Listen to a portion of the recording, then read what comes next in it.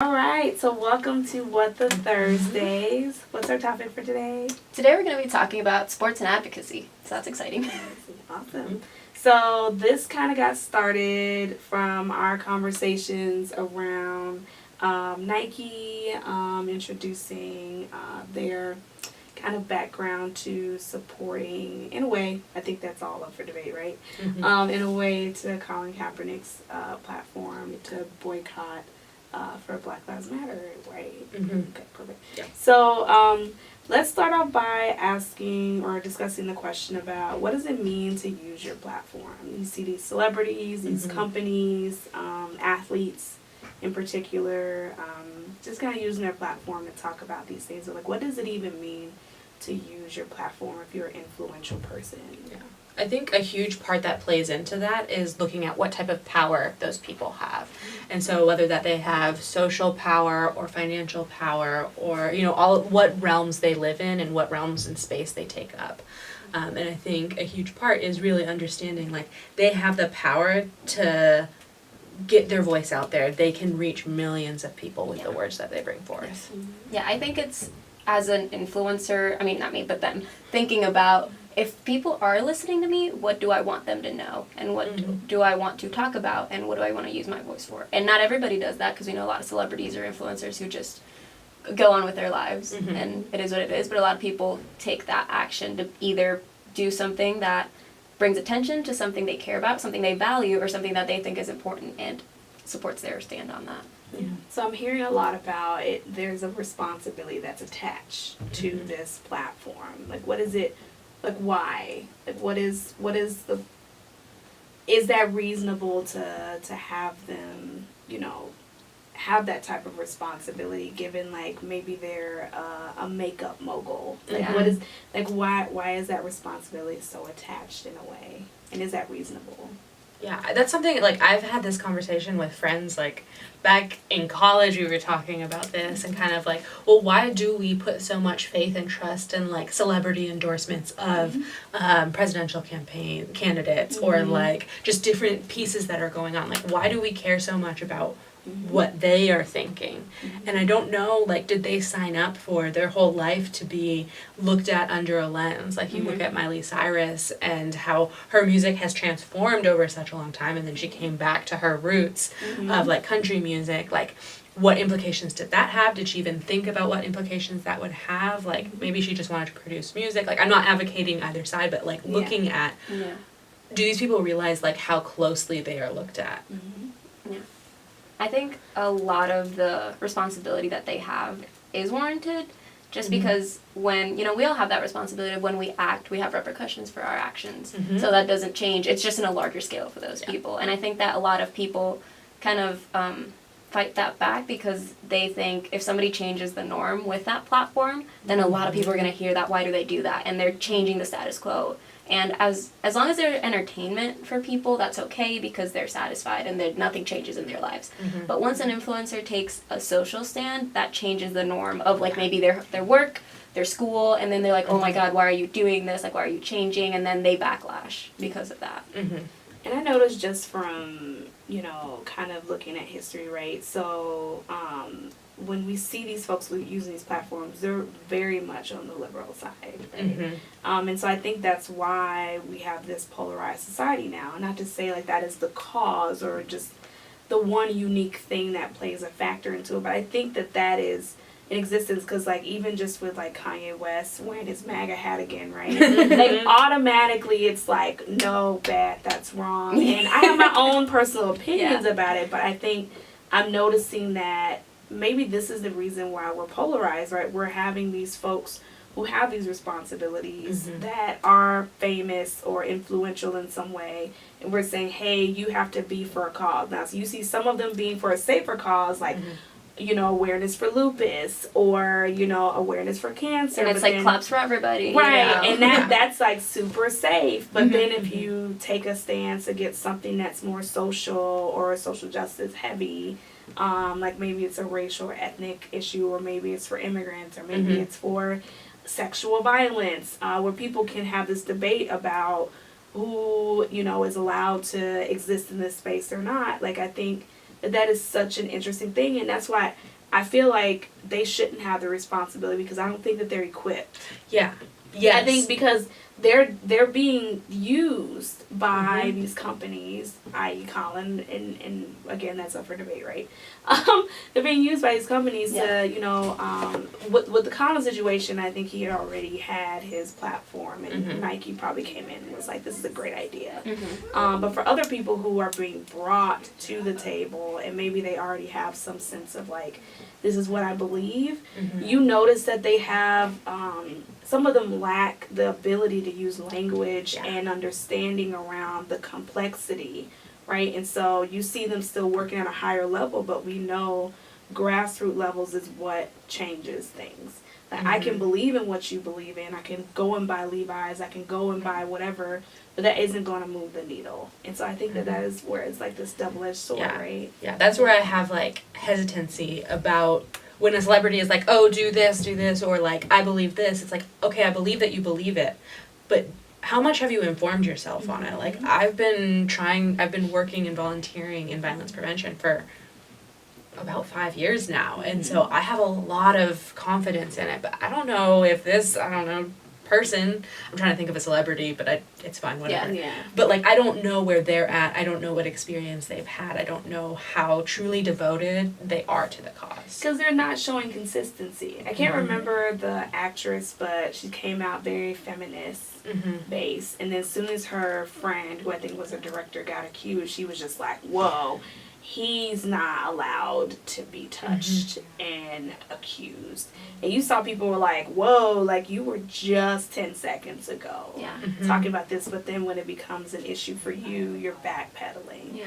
And so I just thought that's super fascinating. That's I not the word. But I feel like that's very human as well. Like, That's in our true. personal lives. That's true. Like, I'm That's just bringing true. it back to, like, I don't consistently, eat the same meals every That's week, and my true. friend could be like, why are you eating, like, I don't know, this suddenly? And I'm like, I just wanted to try it. So I feel like they're just in the spotlight of, okay, you're this, we're branding you with this. Yeah. And that's stagnant. And then, again, changing the norm, people are like, no, you're changing, I don't like this. Yeah. So, people have that freedom to change when they want to, but then when they're in the public eye, they get the scrutiny of, why'd you change this, why'd you change that? But we're doing that in our daily lives. Yeah. And when you talk to people, you can change your opinion about a topic, and then suddenly you're this for a couple years, and then you switch to another couple years, something else happens, you switch again. And I think that's another thing that polarizes politics and society, because people want to box it in, and people don't have to be liberal. look this way. Yeah, and it doesn't, and you can be one thing and then still be a good person. You can have your beliefs, and then people aren't open to talk about it, because you see, like, if you're liberal, I don't want to talk to you. Right. You're Republican, I don't want to talk to you. It's more of like, why do And you they believe attribute that? Yeah. everything about Yeah. what it means to be liberal or Republican Yeah. or anything like that. And I'm just like, well, I think we can have different beliefs, right? That's very true, that you can toggle between. And I think there's so much criticism for like politicians to be flip-floppers, but then one time, because I was like, I don't want a flip-flopper, like, I want to vote for a politician who's going to stick to their guns, like stick to their whatever, not their guns, because that's very violent, but you know what I mean, like, is going to stick to what their morals and values are. But then someone challenged me on that and was like, well, if you believed one thing and the new information came out and you still stuck to that and you didn't change your mind, would you rather vote for someone who continued to get new information but stuck to what they knew? You're talking about growth, right? Yeah. We are going to grow Exactly. and change, and our values are going to evolve, right? So, if thinking about folks who say, like, if you go through life and have these really big pivotal moments that happen, whether you have a new partner, or you have a kid, or you have a change in career, like, all those things are going to really change your lens about how you navigate life, how you see others. And that's why I think you see a lot of these, protests just historically to come out of college students, right? Like, they have been instrumental in changing and even just producing this new idea of how folks, like, navigate new things. And we were just talking about how, like, a lot of people who are not within college think that we're doing this filtration system of just, like, open your mouth and we're just going to dump all these liberal ideas. But most of the time, like, even when I was a college student, I'm like, yeah, I had friends who were different than me, and that's how I learned about difference, because I grew up in a very black neighborhood. I had black teachers. Of course, I'm black. My neighbors were black. Like, a very black upbringing. Yeah. And so, like, I didn't know what it meant to be someone different racially or either even socioeconomically, like, from a different state. Like, all those things are so different for people. And so I think that exposure is what is causing people to really reevaluate kind of what their morals or values are. And understanding where they come from, right? Yeah. Because I think sometimes we don't process why we believe the way we believe. It was just kind of something that was shoved to us, and you should believe this way, and boom, groupthink has then created. Happens, yeah. I like that you bring that up, the like kind of understanding where it comes from, because I think advocacy in sports can get lost in the what is it and where does it come from, because the way it's done, who sees it, who talks about it, makes a big influence in what actions happen after it. So an athlete or celebrity could have an idea of what they want to promote, and the company who's sponsoring them and letting them have this platform thinks another thing, and then the people receiving it get these two mixed signals and are like, I don't know what to make heads or tails of it. Exactly, because we saw a release of, like, they donated a lot to Republican causes, and it was just like, but then it's okay because they're giving them a lot of money that's twice that amount. So I was just like, oh, here we go. Like, now it's coming out. So we think about protest and purpose. We talked through that just a little bit, but why do you think people protest? Like, why? And what ways have you seen those happen at a large scale and a small scale? Yeah, I think so.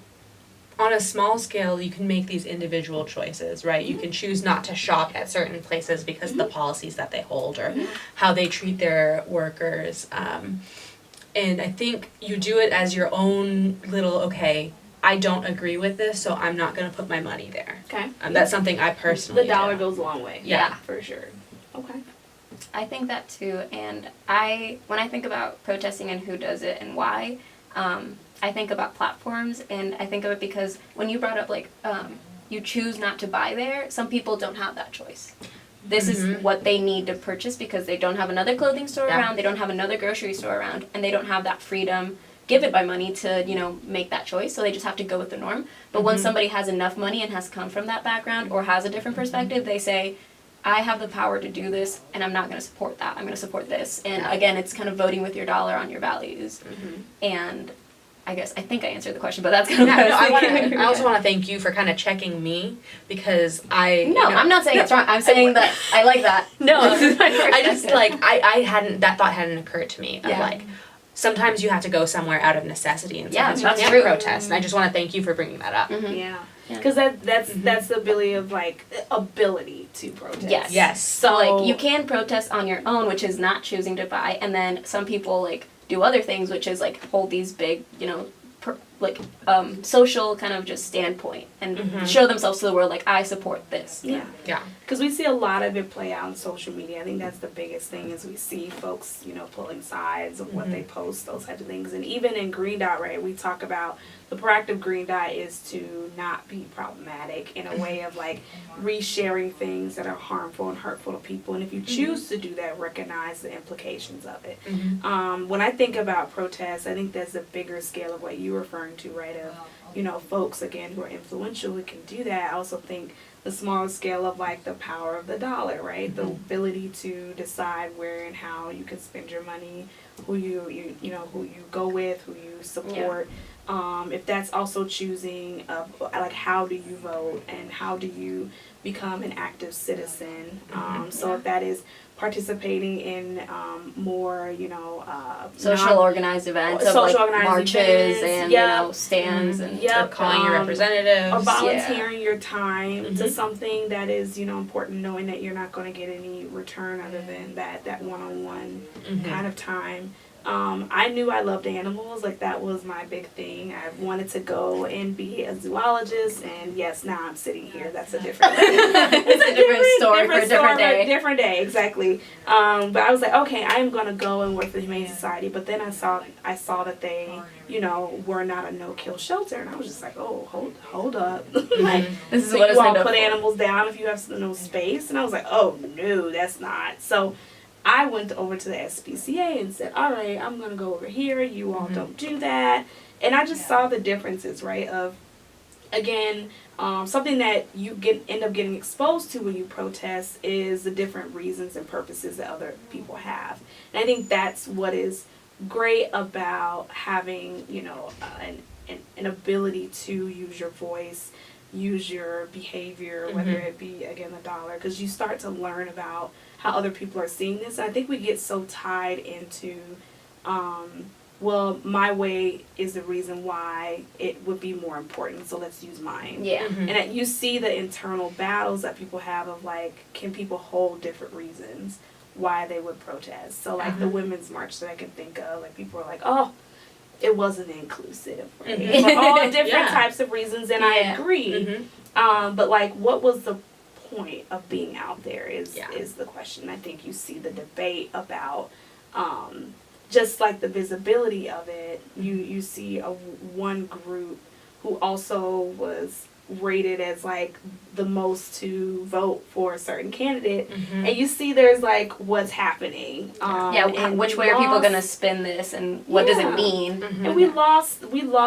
the purpose for why the Women's March was so influential, particularly around this time. So, no, it was interesting. I think that going off of what you said, when we try to understand other people's perspectives, it kind of comes back to empathy, like we talked about earlier, in the sense of when you participate in these protests, sometimes people are like, why would you do that? But if your friend is like, let's go to the park on Saturday, and I don't know what you do at a park, but like when you're like, you're like, no, I'm going to a march. They're like, why are you going to a march? Right. And then when they see it on TV, it's like, oh, my friend was a part of that. And then when you ask them, it's like, why is this important to you? You're using your time to show people what's important to you, and therefore you bring awareness to your close circle. And if they go to a march for people with disabilities, it's like, I didn't notice there were this many people with disabilities. And then you kind of spread out that circle of awareness is the main point, I guess, of like any protest. It's education.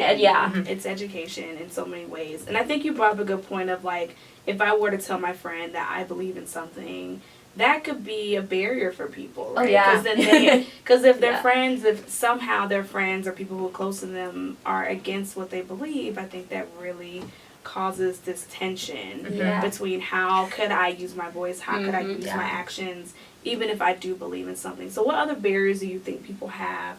Because I know the public shame and scrutiny that we see for our influential people, but like on the smaller scale, what other barriers of speaking up, speaking out do you see exist? I think another piece that kind of goes into it is we're like in the Midwestern area, there's like that Midwest nice, right? And so there's no wanting to shake the boat, make any waves. There's this fear of going against what is normal, and you don't want to upset anyone. You don't want to be disrespectful in how you protest. You want to make sure that it's, no one's feelings were hurt. But you also want to get what you want to say out there. Yeah, definitely. So I guess I want to ask you, like, why do you think that is? Why do you think nobody wants to rock the boat then? Like, what would happen after that? Yeah. I mean, I know when, like, at one time I had been having a conversation with someone and we were talking, I don't even remember what we were talking about, but I was like, oh, I wouldn't go to that protest because it would, it would hurt someone's feelings. And they really challenged me on, like, well, do you believe in what this protest is going against? And I was like, yeah, of course. And they're like, do you value, like, the people's lives that have been affected by sexual assault? And I'm like, well, of course I do. And they're like, then why are you afraid of hurting the perpetrator's feelings? And I think really, for me, it was until someone spelled it out for me of, like, who do you really care about and who do you really value?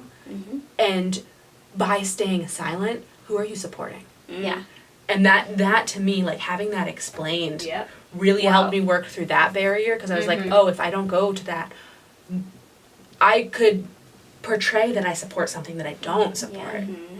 And so, because you also see, like, I can think with, like, students, like, you lose out on research opportunities. You get ousted from groups. You see bullying. You see people just missing out on numerous opportunities or feeling a part of groups. Or it's just the fact of, like, what responsibility do I even have for people I don't know?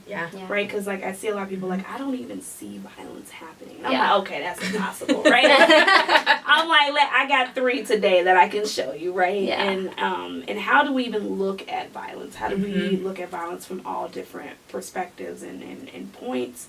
And because people don't even understand what they're seeing, and because there are also barriers of intrinsic motivation. So how do I find myself motivated to do anything about it, right? Yeah. And what again, back to my responsibility. I may not see myself as having that responsibility. Again, the responsibility goes to people with power and influence, and I'm like, is that reasonable, right? Yeah. Like, because I think we see things change when they are down here amongst us.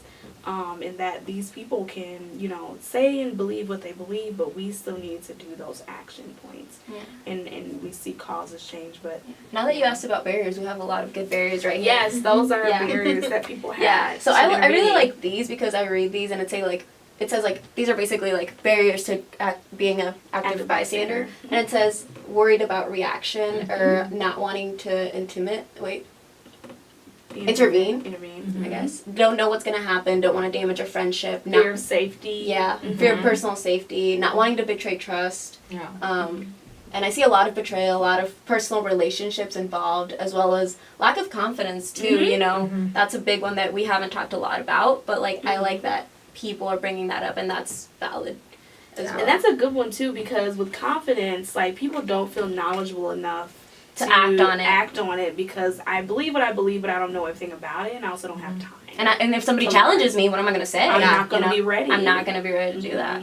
Yeah. And when people say, I just believe in it because I do, people are like, that's not it, I need evidence or I need a situation, and it's sometimes people don't have that exposure because they grew up in a nice environment, nice household, but they still believe in certain things, and when sometimes people in society can get oh, you just believe in it and you don't have any personal ties to it, and you're kind of blindly following. Yeah. So I feel like that can also be a big barrier as well. Yeah. So we clearly have a lot of good history when thinking about protests and what has historically been present, right? What are some things that stand out in your mind about protests? Because I think for me, I was watching ESPN and I learned about the Syracuse 8.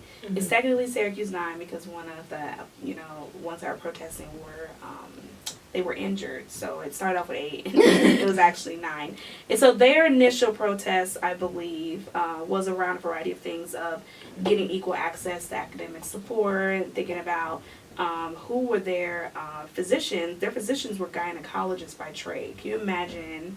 Can you imagine, being an athlete and a male athlete, by the way, and getting treated by a gynecologist for your physical, And I'm pretty sure a gynecologist is completely competent, but in what area though, right? So,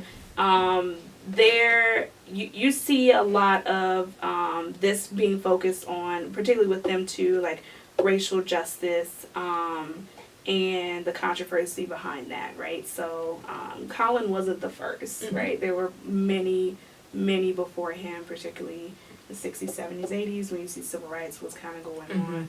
The death of Martin Luther King sparked a lot of protests. You see folks during the Olympics of 64 kind of showcasing other ways of protesting by them raising their fists with a black club.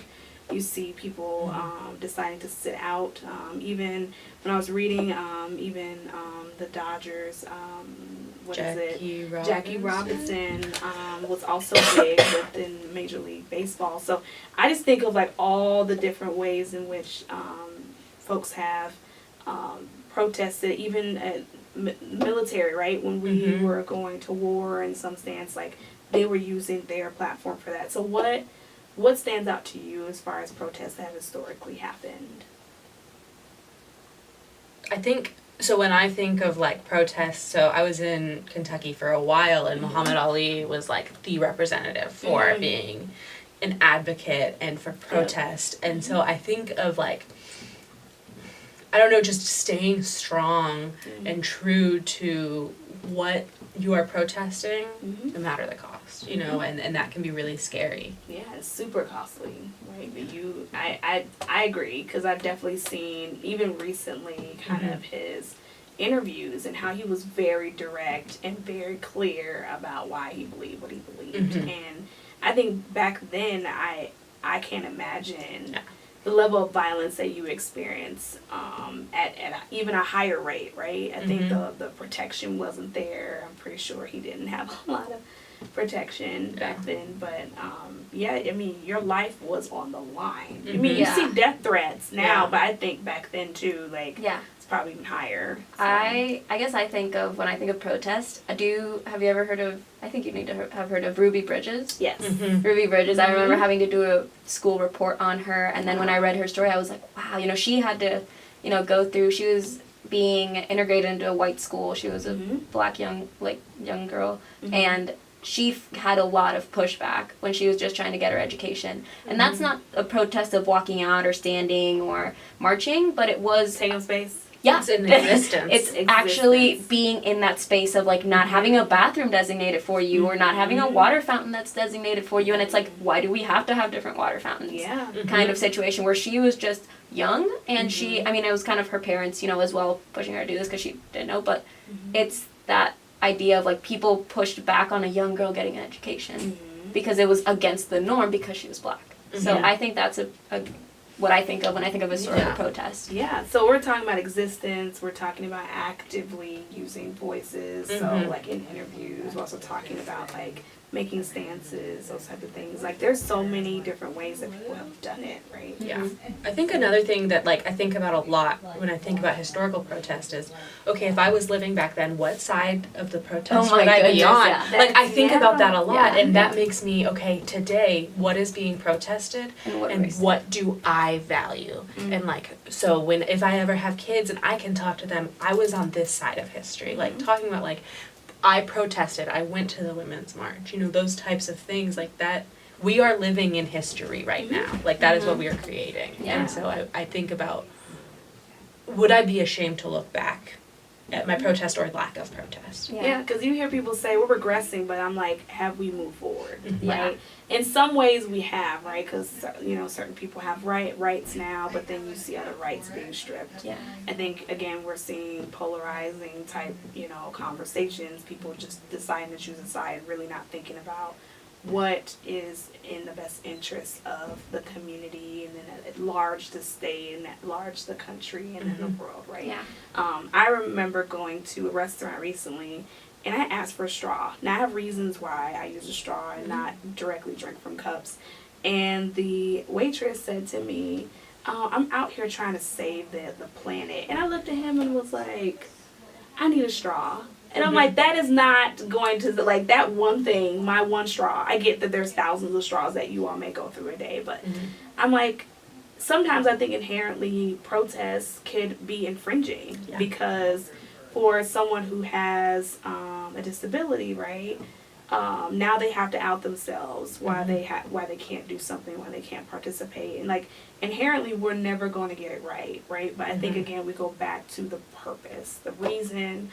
And then we need to be more open-minded as to who else it is impacting when we're trying to move the needle forward. Because every time we move it forward, there's so many people we're leaving behind. Yep.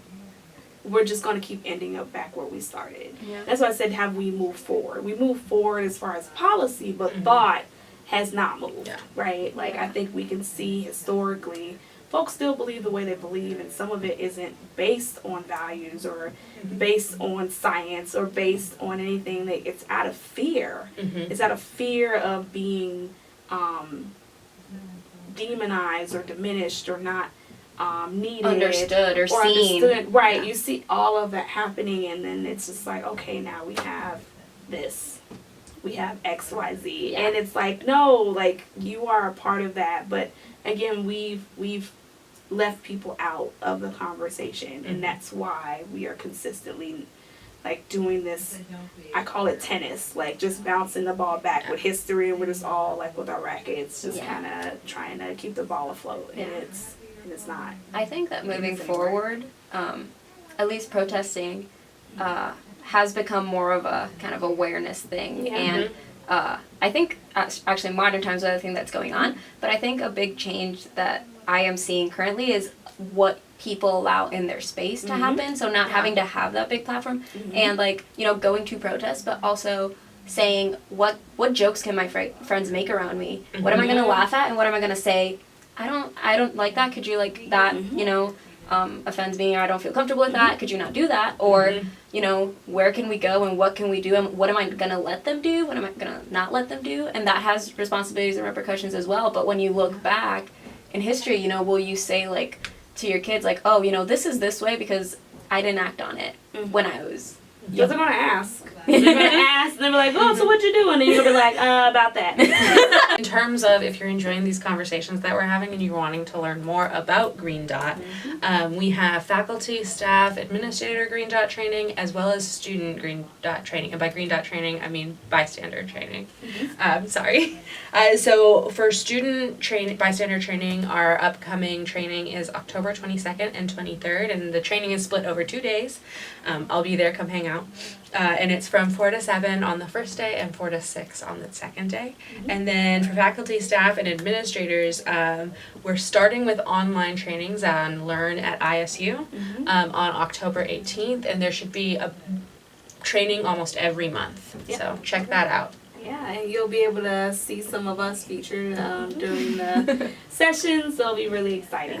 And then lastly, we have Green Dot Week is now here.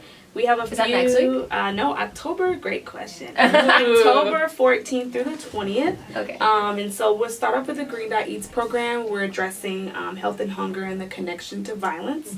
So that'll have like a poverty simulation. That'll have food demonstrations.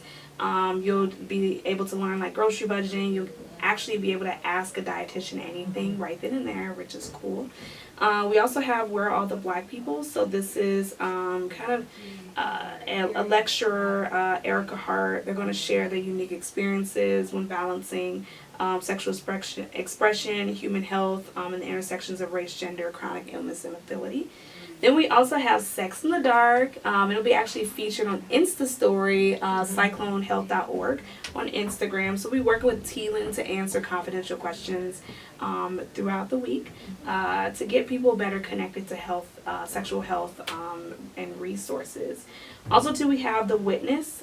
So this will be a documentary about the Kenny Genevieve story. Her brother is actually going around debunking the claims of 38 witnesses being present. I think it was 38 or 35 witnesses being present, and not doing anything on her behalf, which kind of, resulted in her death. And so the documentary is pretty interesting. We'll have a panel discussion about active bystander and just the impacts of how journalists can really influence how folks learn about things, and that really set a stone for what we know to be the bystander effect. Also, too, we have What's Popping in Your Mind. So we're talking about mental health. We have really cool like pop type foods like popcorn, pop rocks, Bubble gum. Bubble gum. Yep, we're just gonna Because it pops. Because it pops.